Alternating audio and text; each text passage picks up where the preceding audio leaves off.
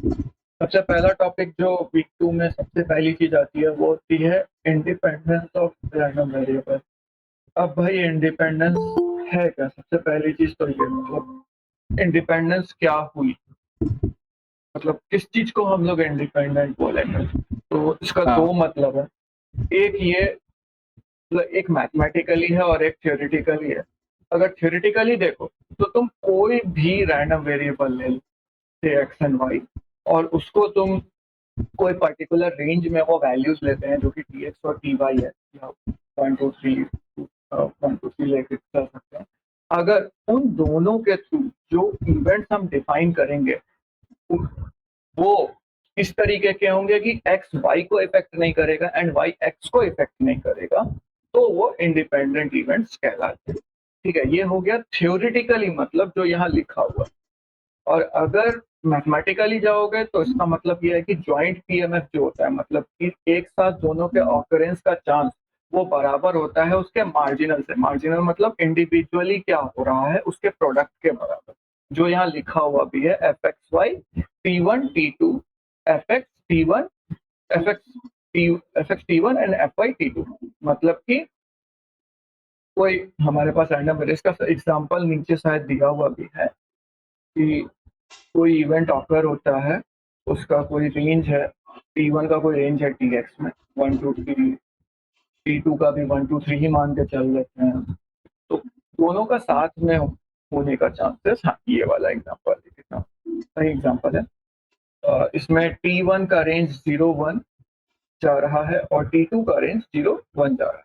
जब भी ऐसा ज्वाइंट टेबल है तो बहुत सिंपल सा कैलकुलेशन है। सबसे पहले मार्जिनल कैलकुलेट करो, जो कि होता है basically sum of the current row and column.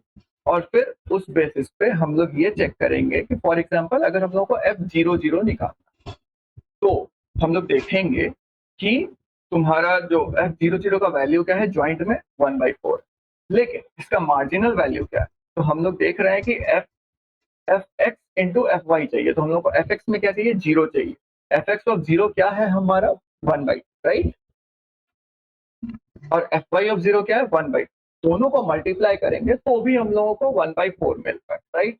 तो इसका मतलब है कि ये जो तुम्हारा ज्वाइंट है वो मार्जिनल के बराबर है, तो ये इंडिपेंडेंट है। बट ये सिंपल एक केस पे नहीं होगा, सारे के सारे वैल्यूज को चेक करना जरूरी। कोई क्वेश्चन? नहीं। ठीक है, तो ऊपर थोड़ा सा ले लो। ऊपर एक टॉपिक, एक पॉइंट है जो बहुत अच्छा है कि जनरल केस और इंडिपेंडेंट केस में क्या। जनरल केस में हम लोग जानते हैं कि अगर हम लोग ज्वाइंट को डिफाइन कर रहे हैं जब वो इंडिपेंडेंट नहीं है, तो हम लोग उसको कंडीशनल टाइम्स मार्जिनल करते हैं। और ये इस तरीके से आता है कि कंडीशनल जो होता है वो ज्वाइंट बाय मार्जिनल होता है। इसको लिख सकते हो, कंडीशनल ज्वाइंट बाय मार्जिनल होता है। तो अगर तुमको ज्वाइंट निकालना है तो कंडीशनल टाइम्स मार्जिनल करना पड़ेगा, दैट्स कॉमन। इंडिपेंडेंट केस में बस इतना सा अंतर होता है कि जो कंडीशनल होता है वो ज्वाइंट बन जाता है। मतलब कंडीशनल की जो प्रोबेबिलिटी ऑकर होने की होती है वो ज्वाइंट, वो मार्जिनल मतलब इंडिविजुअल की प्रोबेबिलिटी भी उतनी ही होती है। और ये तुम प्रूफ भी कर सकते हो, सर प्रूफ भी किए थे एक लेक्चर में आई गेस। हाँ, लेक्चर में प्रूफ किए हैं और इंडिविजुअल सेशन में भी किए हैं। तो ये एक इम्पॉर्टेंट फैक्टर है कि एक्स और वाई इंडिपेंडेंट है अगर ज्वाइंट पीएमएफ मार्जिनल पीएमएफ के बराबर है, जो हम लोग ऊपर देख सकते हैं ये F X Y T1 T2। और कंडीशनल जो है वो मार्जिनल है, मतलब यहाँ पे हम लोग एक्स को आइदर मार्जिनल के तौर पे लिख सकते हैं या वाई को मार्जिनल के तौर पे लिख सकते हैं, दोनों चलता है। ठीक है, तो ये तो पहले वीक का, सॉरी दूसरे वीक का पहला लेक्चर यही था, है ना। कुछ हाँ हाँ एग्जांपल सॉल्व किए हैं, इसमें कुछ एक दो एग्जांपल सही हैं। जैसे नॉट इंडिपेंडेंट केस क्यों हुआ, तो अगर इसको देखें, सेकंड वाले को देखते हैं, तो इसमें एक हम लोग जैसा देख सकते हैं यहाँ सर किए हुए भी हैं, तो काफी क्लियर ही है कि अगर F00 ले रहे हैं या F11 ही ले लेते हैं, फॉर एग्जाम्पल 0 0 छोड़ते हैं 0 1 ले लेते हैं, ठीक है। मतलब x का वैल्यू 0 और y का वैल्यू 1, तो उसका प्रोबेबिलिटी क्या है 1/8, राइट। लेकिन f of x of 0 times f of y of 0 क्या होगा, तो f x ऑफ 0 क्या है हमारा 1/2, है ना। अगर तुम f x ऑफ 0 तो देखो तो यहाँ 5/8 आ रहा है, ठीक है। fx ऑफ 0 5/8 होगा, fx ऑफ 0, fy ऑफ 0 नहीं, वो 5/8 होगा, यहाँ दिया हुआ भी है। और f और अगर हम लोग fx ऑफ 0 देख रहे हैं और fy ऑफ 1 देखेंगे तो 1/4 होगा। इन दोनों को मल्टीप्लाई करोगे तो तुमको क्या मिलेगा? 5/32, जो कि हमारे गिवन प्रोबेबिलिटी के बराबर नहीं है। अगर ज्वाइंट को देखा जाए तो गिवन प्रोबेबिलिटी के बराबर नहीं है, तो इसका मतलब है कि वो इंडिपेंडेंट नहीं है। नहीं है। हाँ, एक चीज जो फैक्ट की बात यह है कि अगर तुमको प्रूव करना है कि कोई चीज इंडिपेंडेंट है, तुमको सारे केसेस के लिए प्रूव करना है। लेकिन अगर कोई चीज की बताना है कि वो नॉट इंडिपेंडेंट है, तो एक केस भी अगर फेल हो रहा है तो काम चल जाएगा। तुमको बस वो एक केस आइडेंटिफाई करना होगा। ओके।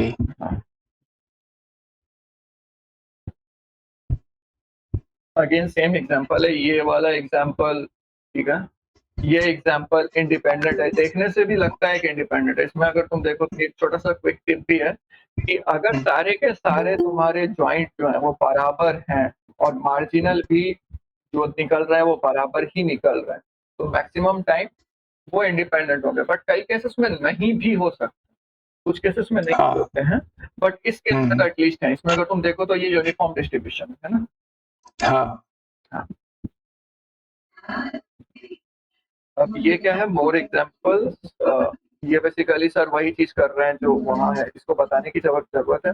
यहाँ पे बस वो ये कर रहे हैं कि T1 का मतलब x का वैल्यू जो है वो 012 ले रहे हैं और y का वैल्यू 012, मतलब एक्सटेंड कर रहे हैं। यहाँ पे देखने से लगता है ये वाले को कि कुछ भी मतलब देखो, अगर इसको देखो गौर से तो इसमें कुछ वैल्यूज रिपीट हो रहा है, जैसे 1/12 रिपीट हो रहा है, 1/12 रिपीट हो रहा है। देखने से लगेगा कि नहीं ये सेम नहीं हो सकता, बट एक्चुअली ऐसा नहीं है। अगर तुम उसका मार्जिनल और एक्चुअल वैल्यू कंप्यूट करोगे तो तुमको पता चलेगा कि नहीं ऐसा नहीं है। सो फॉर एग्जांपल अगर हम लोग f00 ही निकालने के लिए जाते हैं तो f00 हमारा क्या 1/6, 1/6 है। अब अगर हम लोग fx ऑफ 0 निकालेंगे तो वो हम लोग को मिलेगा 1/2, राइट। यहाँ दिया हुआ भी है नीचे fx ऑफ 0 1/2 और fy ऑफ 0 क्या मिलेगा 1/3। दोनों को मल्टीप्लाई करेंगे तो अगेन 1/6 मिलेगा। बट ऐसे ही सारे के सारे वैल्यूज को भी चेक करना जरूरी है। ओके। ये बेसिकली अगर तुम टेबल के साथ काम कर रहे हो तो ये सबसे इजी काम हो जाता है, बट अगर तुम जनरल मैथमेटिकल इक्वेशंस के साथ काम करना चाहोगे तो थोड़ा सा कॉम्प्लेक्स होता है, क्योंकि तब तुमको ये टेबल माइंड में बनाना ओके। या फिर डिस्ट्रीब्यूशन आइडेंटिफाई करो और फिर फॉलो करो दोनों ऑप्शन।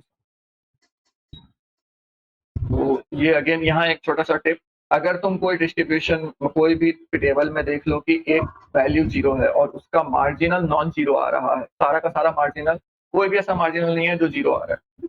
पहली बात तो ये है कि अगर मार्जिनल 0 हो गया तो उसको हम लोग इंक्लूड ही नहीं करेंगे, उसको हम लोग प्रोबेबिलिटी कैलकुलेशन में इंक्लूड ही नहीं करेंगे। ये एक फैक्ट है जो सर बताए थे, include only non zero values in probability calculation. क्योंकि अगर प्रोबेबिलिटी 0 होता है तो इसका मतलब है कि वो चीज अगर कभी होगा ही नहीं, राइट। बिल्कुल बिल्कुल। तो यहाँ पे तुम्हारा एक वैल्यू 0 है और तुम्हारा जो मार्जिनल आ रहा है fx और fy वो नॉन जीरो है, तो कभी भी वो मल्टीप्लाई करोगे तो 0 नहीं आ सकता, तो इसका मतलब है कि वो डिपेंडेंट। ये क्विक टिप है। ओके।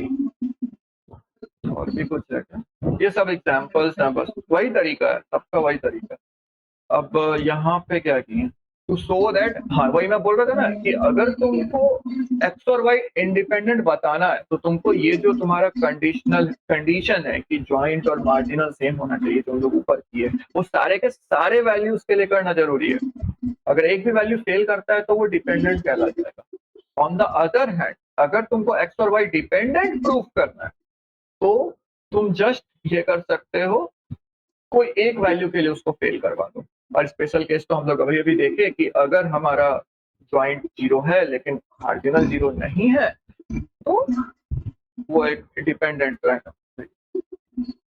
ये एक अच्छा एग्जांपल है। Random 2 digit number 0 to 99 randomly select किया गया, पार्शियल इंफॉर्मेशन हम लोग को दिया गया है। और पार्शियल इंफॉर्मेशन क्या, यहाँ पे जो फैक्ट बताने का कोशिश किए हैं इस क्वेश्चन में वो ये कि रैंडम वेरिएबल्स तय करते वक्त या फिर जब तुम जॉइंट डिस्ट्रीब्यूशन कैलकुलेट करने जा रहे हो तब तुमको केसेस बहुत सोच समझ के डिफाइन करने होंगे, और वो क्यों वो भी देखते हैं।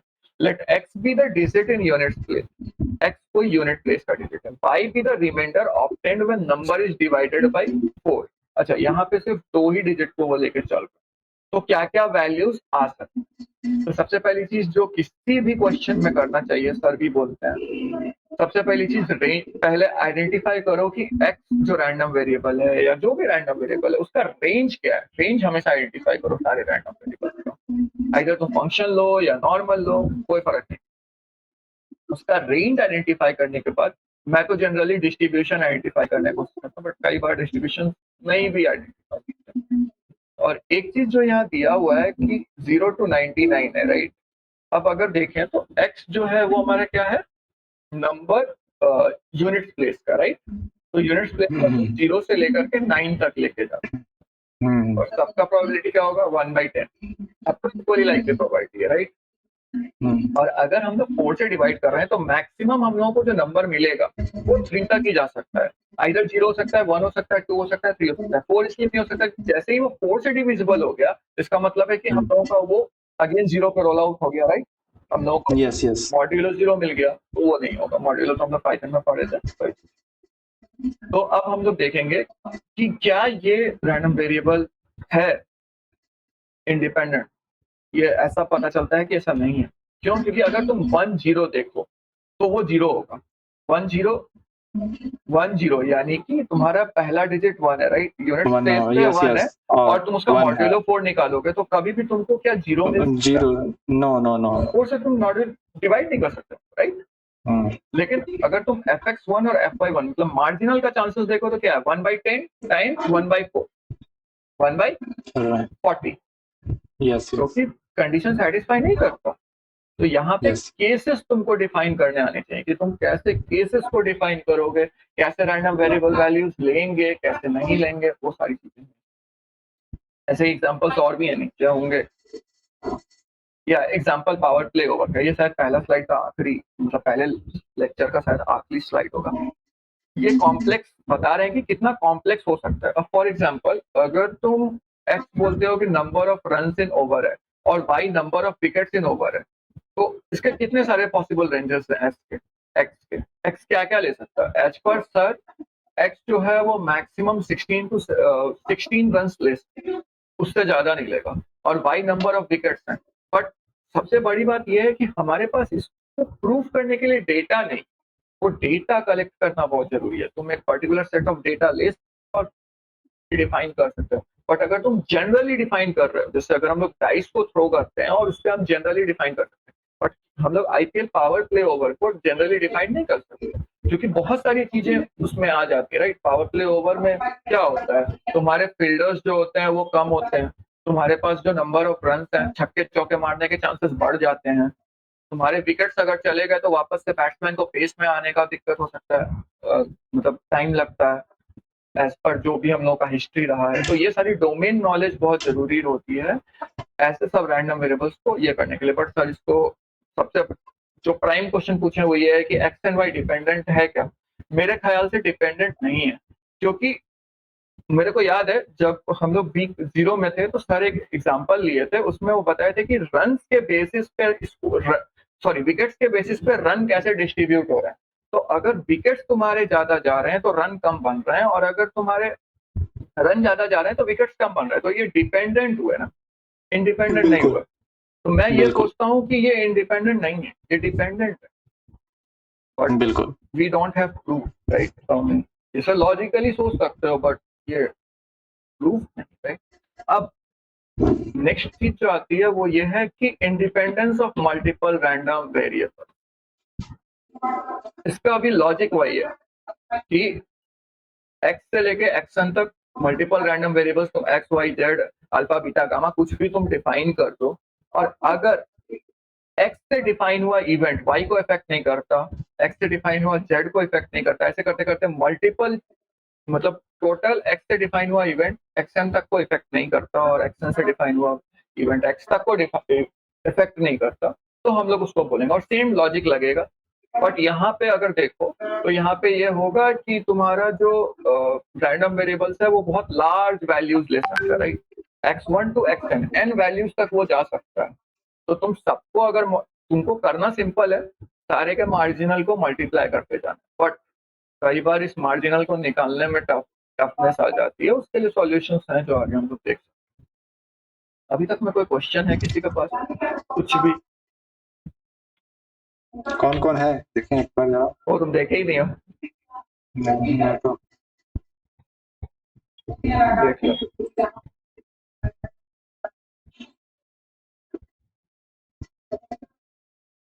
अगर नहीं है तो फिर हम लोग आगे चल।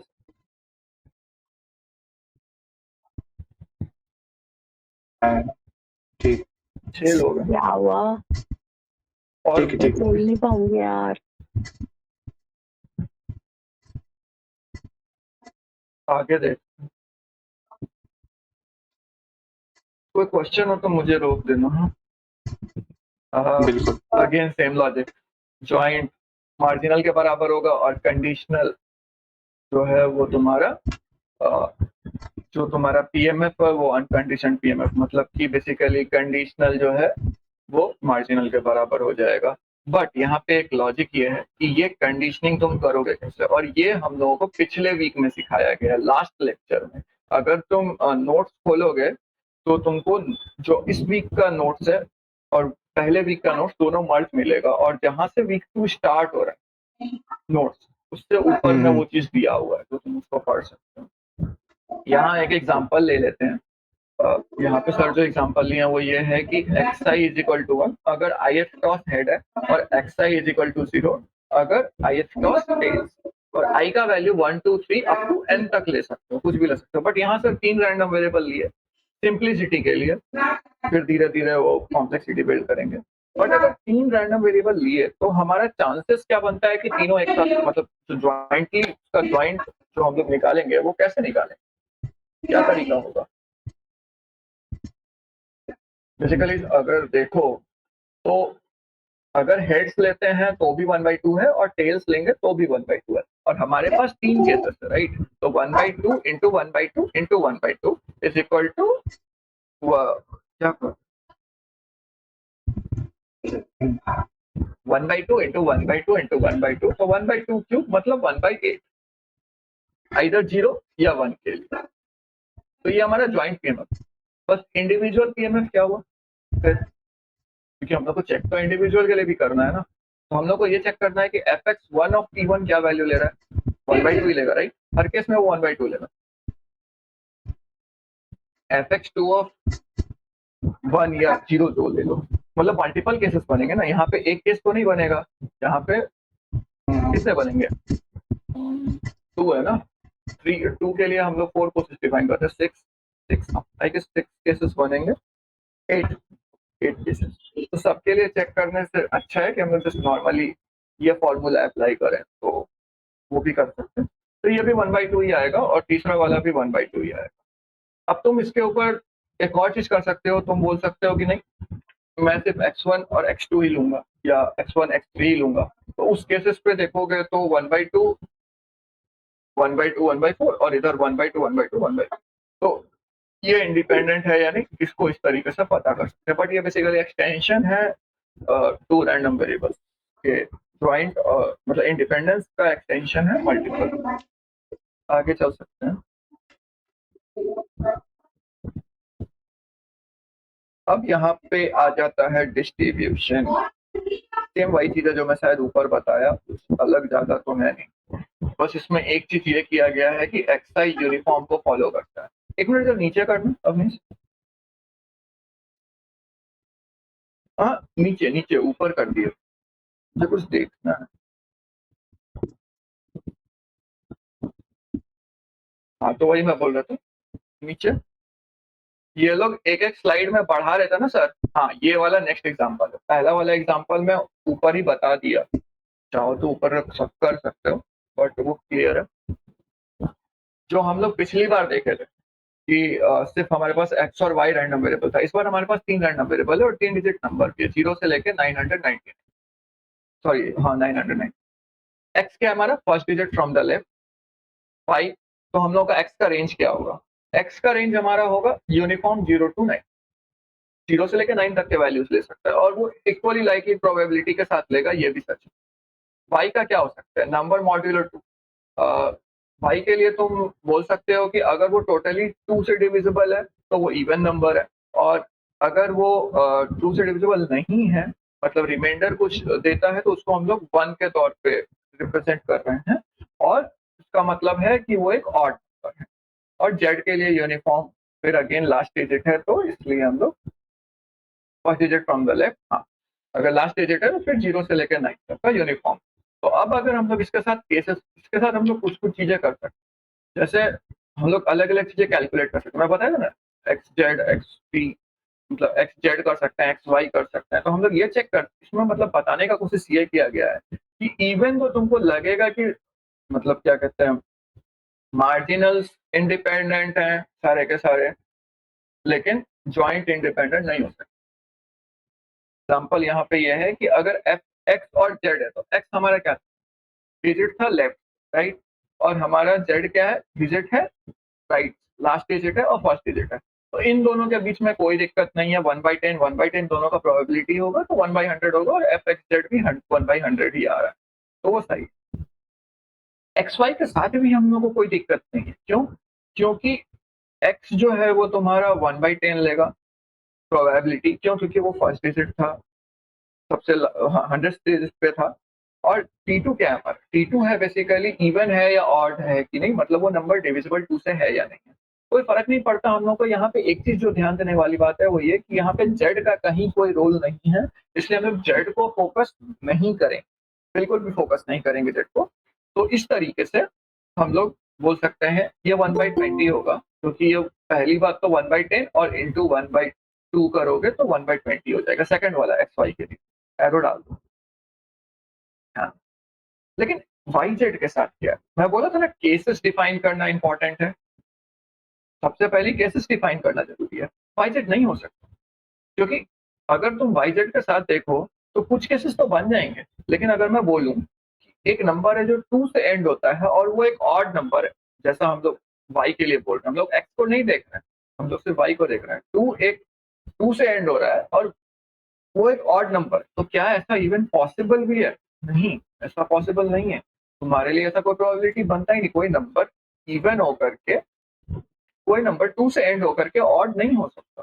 तो वही चीज बात हुई है यहाँ पे, लेकिन इंडिविजुअल प्रोबेबिलिटी उसकी एग्जिस्ट करती है, वही चीज सर बता भी रहे हैं। इसीलिए even though x Z independent है, एक्स वाई इंडिपेंडेंट है, लेकिन वाई जेड इंडिपेंडेंट नहीं है, इसलिए वो डिपेंडेंट रैंडम वेरिएबल है। हम लोग पढ़ते ना, एक भी केस फेल हो गया तो डिपेंडेंट हो जाता है, वही चीज, ये इंपॉर्टेंट है। नेक्स्ट वाला क्वेश्चन, इवन पैरिटी, ये वाला क्वेश्चन में किसी को कोई डाउट है? इसमें भी अगेन सेम कॉन्सेप्ट ही लगेगा जो हम लोग ऊपर पढ़ रहे थे, बस इवन पैरिटी क्यों है? सबसे पहली बात तो इवन पैरिटी इसलिए है क्योंकि जितने भी केसेस बनते हैं उसमें जो वन वन जितने भी नंबर ऑफ वंस हैं, मतलब पॉसिबल ट्रू केसेस हैं, वो इवन इवन है, मतलब 2 हो सकते हैं, 4 हो सकते हैं, 6 हो सकते हैं, डिपेंडिंग अपॉन कितने रैंडम वेरिएबल्स तुम लेते हो। तो वही चीज है। अब हम लोग इस पे भी अगेन अगेन डिफाइन कर सकते हैं, तो नीचे चलो, उसमें सर किए ही थे। जैसे T1 T2 को डिफाइन कर सकते हैं, T1 T2 को, T2 T3 को, T1 T3 को, पता चलेगा कि सबका सब इंडिपेंडेंट है, लेकिन जब तुम ज्वाइंट करोगे तो इंडिपेंडेंट नहीं होगा। ऐसा भी हो सकता है केसेस, वही चीज को ये कवर करने का कोशिश किया होंगे। नीचे चलना, हेलो,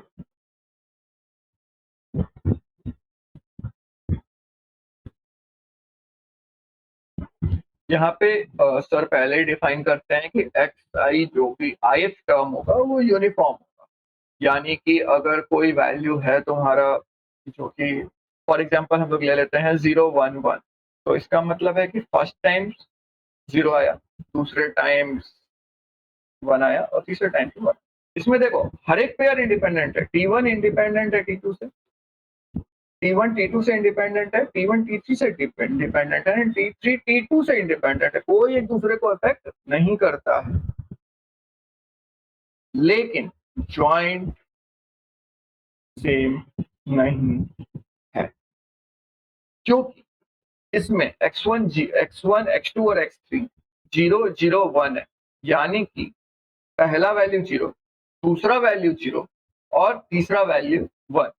ये केस ही नहीं बना है, और दूसरी बात ये केस बन भी नहीं सकता, क्योंकि हर एक में इवन पैरिटी होना चाहिए। इसका मतलब है कि अगर तुम ये जानते हो कि T1 क्या है और T2 क्या है, तो तुम ऑटोमेटिकली डिफाइन कर सकते हो कि T3 क्या होगा। इस पे कोई क्वेश्चन? क्योंकि ये थोड़ा सा मेरे को टफ लगा था समझ में।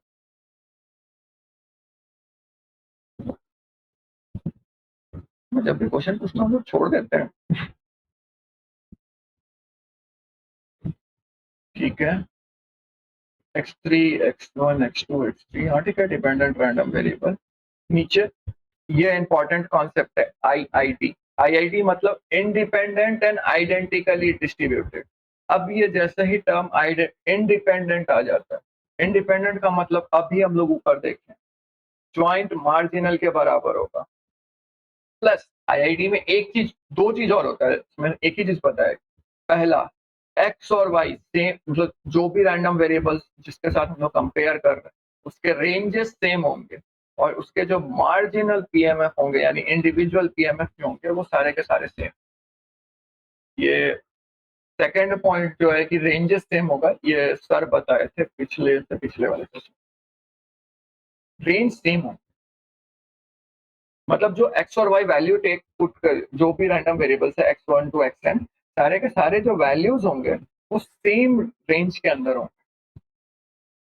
अगर ऐसा नहीं है तो गलत है, मतलब इसके x 0, 1, 2, 3 ले रहा है और y ले रहा है 1, 2, 3, तो 0 नहीं ले रहा है, इसलिए वो नहीं होंगे IID। IID मतलब होता है कि सेम एक्सपेरिमेंट को मल्टीपल टाइम्स तुम दोहराओ और हर बार रिजल्ट को नोट डाउन, दैट्स इट। और मैक्सिमम टाइम चूंकि रिजल्ट मतलब सेम एक्सपेरिमेंट है और मतलब सब कुछ सेम है, सब सारे कंडीशन सेम है, तो आइडेंटिकल ही मैक्सिमम होते हैं। आइडेंटिकल का मतलब होता है सिमिलर।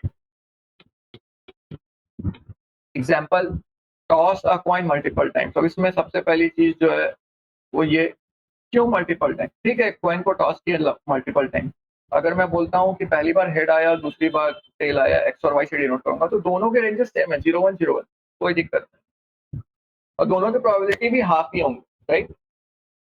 उसके मार्जिनल इंडिविजुअल 1/2 और 1/2, इसलिए throw a number on multiple dice, dice same है, राइट। उसमें 1, 2, 3, 4, 5, 6 ही आएंगे, उसके रेंज चेंज नहीं होंगे, मतलब जो वैल्यूज वो टेक ऑन करेंगे वो चेंज नहीं होंगे। ठीक है, नोटेशन एक्साई डिस्ट्रीब्यूट, इसको डिनोट कैसे करते हैं, तो सर बहुत सारा तरीका बताए हैं, उसमें से सर जो यूज करेंगे वो मैक्सिमम FX होगा। सीधे IITX लिखेंगे, सर बोले भी थे कि वीक 5 से बताएंगे वही। अब आता है ज्योमेट्रिक डिस्ट्रीब्यूशन और इसका कैलकुलेशन है, तो ये कैलकुलेशन पे मैं जाऊं या क्या करूं? बेसिकली इसमें यह बताने का कोशिश किया गया है कि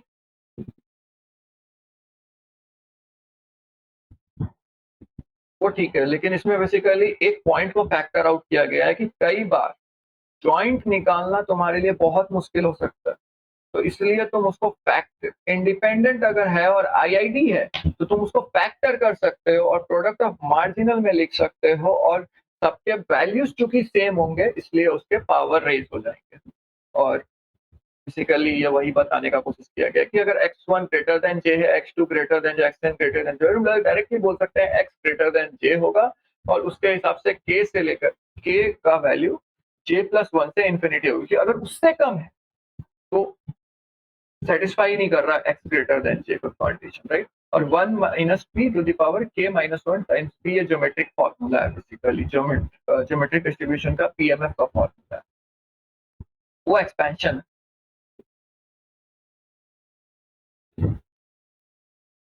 ये basically p of x greater than j के ऊपर जो एक्सपैंड किए हैं ये वो है, और नीचे वाला ये बेसिकली ये है, क्योंकि ये तुम्हारा समेशन है तो इसलिए ये GP का फॉर्मूला करता है, जो कि होता है a/1 minus r, r common ratio होता है first and second and first, second minus first term का, है ना।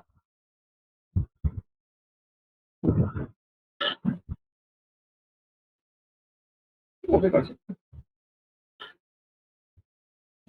सही। नेक्स्ट, अब यहाँ कुछ सैंपल्स हैं।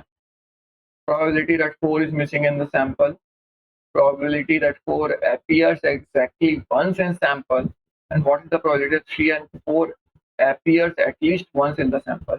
लास्ट वाला अवनीश तुम बताना, क्योंकि वो मैं नहीं बता पाऊंगा, वो मैं समझा था बट मैं उसको उतना अच्छे से एक्सप्लेन नहीं कर सकता, बट बाकी तो मैं बता सकता हूँ कि अगर x4 है और x2 भी 4 है, बेसिकली यहाँ पे बोला ये जा रहा है कि 4 सैंपल से मिसिंग है।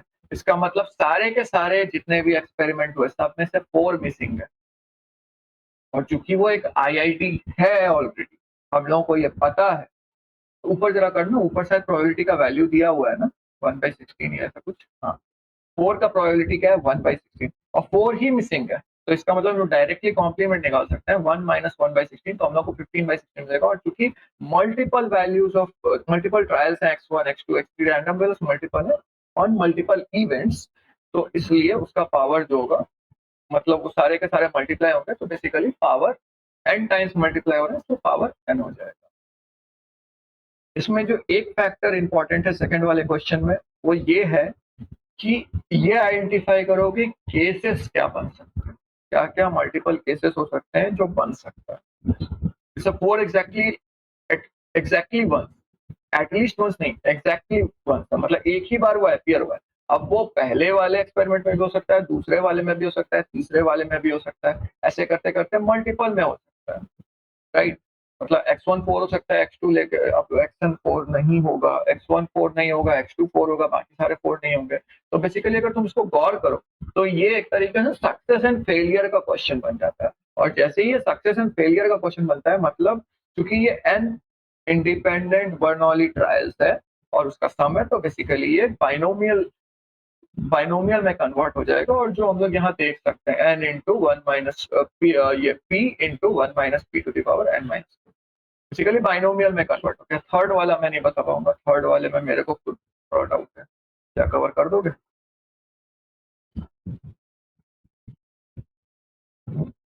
कोई है नहीं दूसरा, कोई और है ही नहीं। तो मैं क्या बोलूं, मैं इतना बोरिंग पड़ा था क्या? कोई नहीं, देखते हैं थर्ड वाला ट्राई करता हूँ। थर्ड वाले में कह रहा है कि what is the probability that 3 and 4 appears at least once in the sample. तो इसमें बहुत कुछ जो है वो सेट वाला कॉन्सेप्ट यूज किया गया है, वो तो पता at least once. So probability 3 at least once और इंटरसेक्शन 4 एट लीस्ट वंस, इसको 3 एट लीस्ट वंस को इवेंट ए हो गया है और 4 एट लीस्ट वंस को इवेंट बी मान लिया है। ये ज्वाइंट किए हैं क्या, मतलब इंटरसेक्शन निकाले, राइट? हाँ, इंटरसेक्शन एंड लगाएंगे, वो निकाले, एंड है इसलिए इंटरसेक्शन होगा। तो यहाँ पे एंड है, तो यहाँ पे क्या होगा कि अब ये ए कॉम्प्लीमेंट क्या होगा, मतलब कि जैसे हमने इवेंट मान लिया कि 3 एट लीस्ट वंस, तो ए कॉम्प्लीमेंट होगा कि 3 नेवर अपीयर्स। 3 never appear. हाँ, तो इसका प्रोबेबिलिटी हो जाएगा 15/16 to the power n, and B complement 4 never appear 15/16, ये हो गया। फिर ए इंटरसेक्शन बी जो होगा A complement union B complement का कॉम्प्लीमेंट, दोनों का। तो probability of A complement intersection B complement ये हो जाएगा, मतलब A complement intersection B complement, कहने का मतलब कि नेवर 3 नेवर 4। तो यानी 2 चांसेस बनते हैं, राइट? तो हम लोगों को 1/16 था ना, क्या था ये हमारा? हाँ, 1/16 था, हाँ, तो 1/16 2 - 1/16, राइट? 2 - 1/16 नहीं, 1/16 - 2, ऐसा कुछ था, कुछ तो था ऐसा ही, मतलब बेसिकली 2 हाँ, 2 चांसेस बनेगा, राइट? ए का कॉम्प्लीमेंट एंड बी का कॉम्प्लीमेंट, दोनों को अगर तुम जोड़ोगे तो 1/16, मतलब 2 चांसेस बने, राइट? तो 2 चांसेस बने, तो उस हिसाब से तुम्हारा 16 था, तो 16 में से 2 घटा 1 - 2/16 होता है, 1 - 2/16। तो ये हो गया। फिर probability of A complement union B complement हो जाएगा इसका जो है एक कॉम्प्लीमेंट यूनियन बी कॉम्प्लीमेंट जो है ये क्यों किया, A complement union B complement? A complement और यूनियन बी कॉम्प्लीमेंट जो होगा वो होगा ए इंटरसेक्शन बी, यहाँ पर है ना, तो हमें ए इंटरसेक्शन बी ही तो निकालना है। हाँ अच्छा वो वाला, हाँ ठीक है, तो बाइनोमियल में कन्वर्ट हो गया। नहीं, बाइनोमियल में नहीं कन्वर्ट हुआ, A complement union B complement को कर दिया इन्होंने। फिर ए कॉम्प्लीमेंट हमने निकाला था 15/16 की पावर n, और माइनस, बी कॉम्प्ल हाँ अच्छा कॉम्प्लीमेंट और मतलब माइनस होता है, तो इसलिए 14/16 to the power n, right. Hmm hmm और ए इंटरसेक्शन भी निकालने के लिए जस्ट 1 माइनस दैट कॉम्प्लीमेंट निकाल दिए।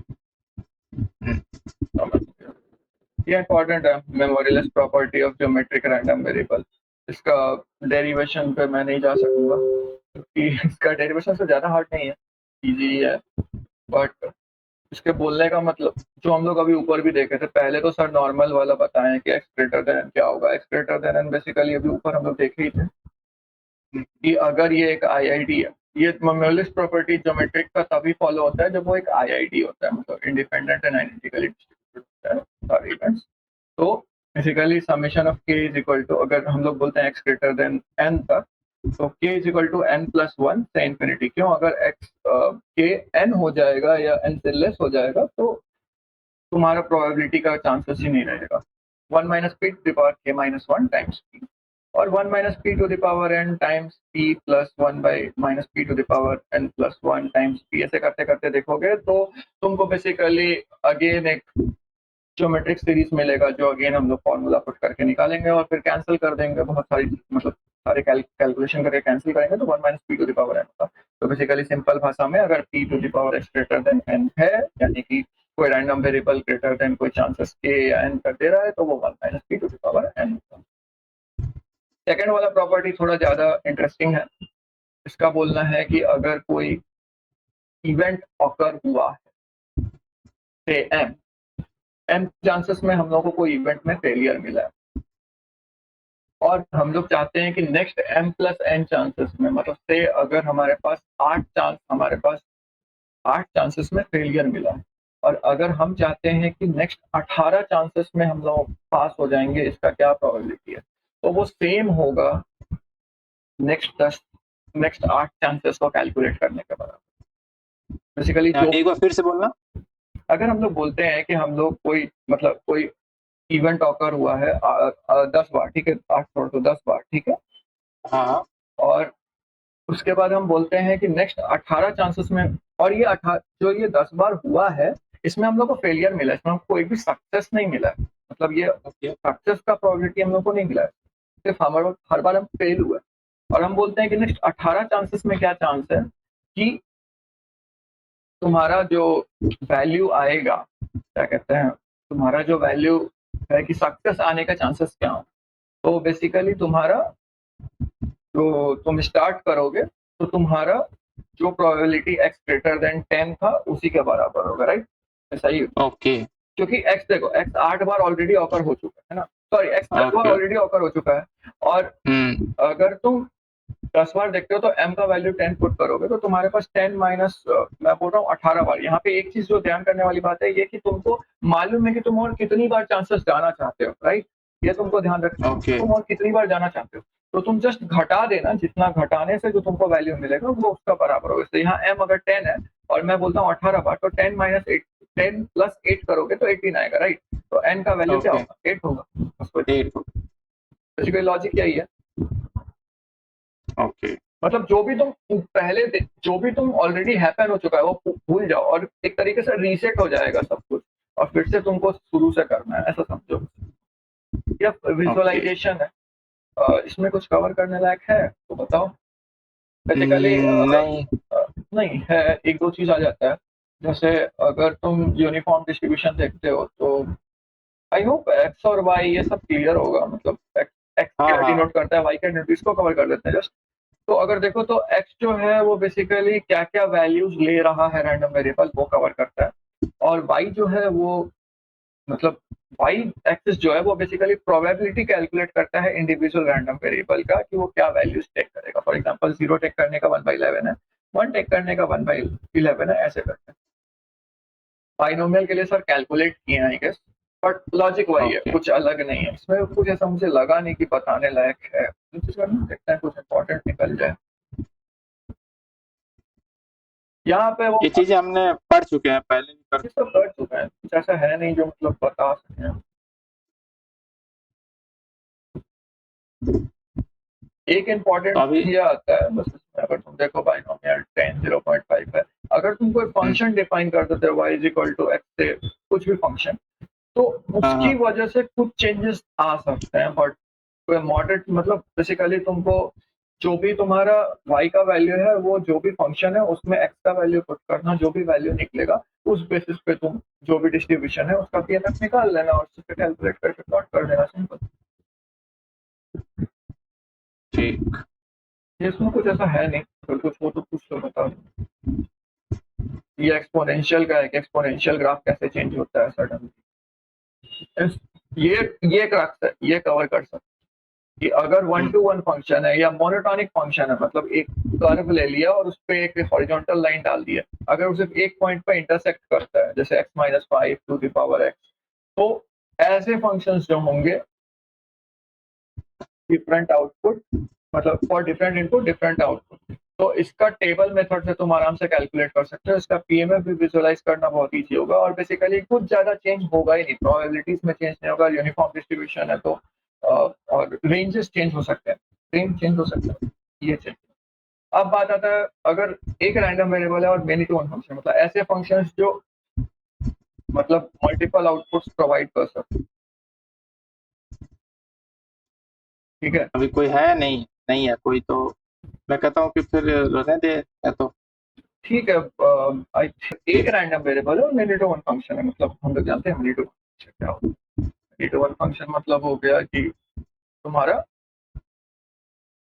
मतलब ऑन टू ऑन टू नहीं। फंक्शन, हाँ onto function basically range of domain.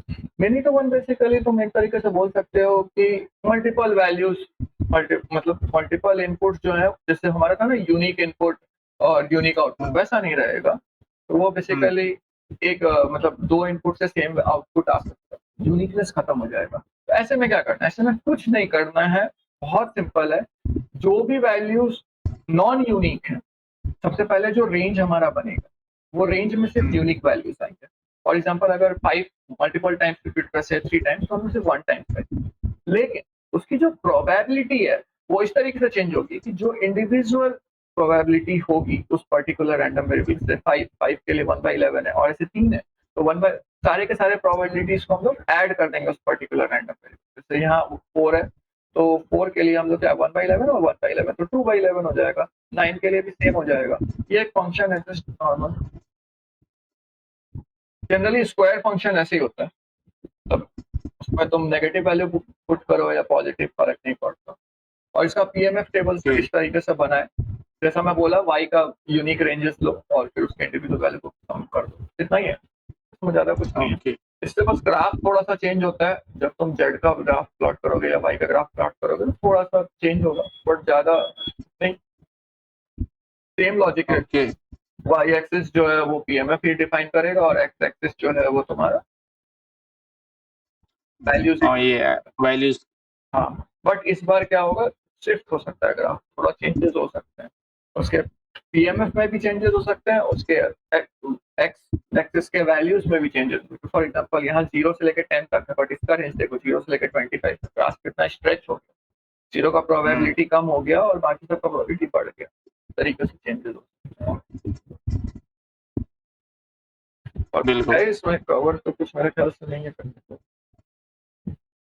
क्या लगता है क्यों मैक्सिमम लोग चले गए, इतना बोरिंग?